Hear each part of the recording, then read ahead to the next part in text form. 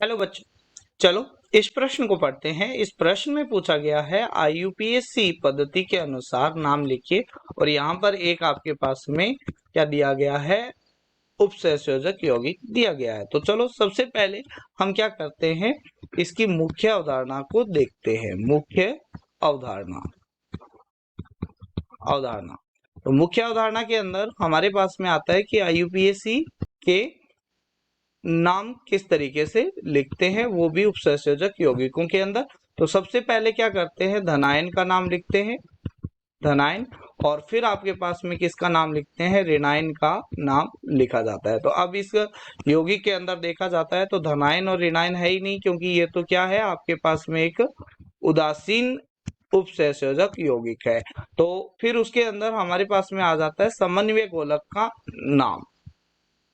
समन्वय गोलक का नाम किस तरीके से लिखा जाता है IUPAC के अनुसार, तो ये समन्वय गोलक है। तो समन्वय गोलक में सबसे पहले क्या किया जाता है, सबसे पहले आपके पास में लिगेंड का नाम लिखा जाता है, और अगर लिगेंड है आपके पास में दो, या जैसे यहाँ पर 4 लिगेंड दिए गए हैं कार्बोनिल के, तो इसके आगे हम क्या लगाते हैं, सफिक्स का उपयोग करते हैं, और फिर इसके बाद में केंद्रीय धातु परमाणु का नाम लिखते हैं, केंद्रीय धातु परमाणु का नाम लिखते हैं, धातु परमाणु का नाम लिखते हैं, और इसके पीछे O लगा देते हैं अगर समन्वय गोलक है वो ऋणायन साइड उपस्थित होता है तो। और फिर उसके बाद में क्या करते हैं, छोटे ब्रैकेट में जो केंद्रीय धातु परमाणु है उसकी ऑक्सीकरण स्टेट को क्या कर देते हैं, रोमन संख्या में लिख देते हैं। ठीक है, तो यहाँ पर आपके पास में दिया हुआ है एक उपसंयोजक यौगिक जिसमें 4 कार्बोनिल लिगेंड है और एक निकल केंद्रीय धातु परमाणु है। तो 4 के लिए हम यूज करते हैं टेट्रा 4 के लिए हमने यूज किया टेट्रा।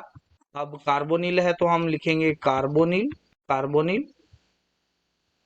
अब यहाँ पर हम आगे लिखते हैं, तो इसमें आता है निकल केंद्रीय धातु परमाणु, फिर इसके छोटे ब्रैकेट के अंदर लिखते हैं इसकी ऑक्सीकरण अवस्था। तो इसकी ऑक्सीकरण अवस्था आएगी, मान लेते हैं निकल की X है और कार्बोनिल पर आवेश 0 होता है, और इस पे पूरे पर भी कोई आवेश नहीं है, इसका मतलब है 0, तो यहाँ पर लिख देंगे 0। तो ये हो गया इस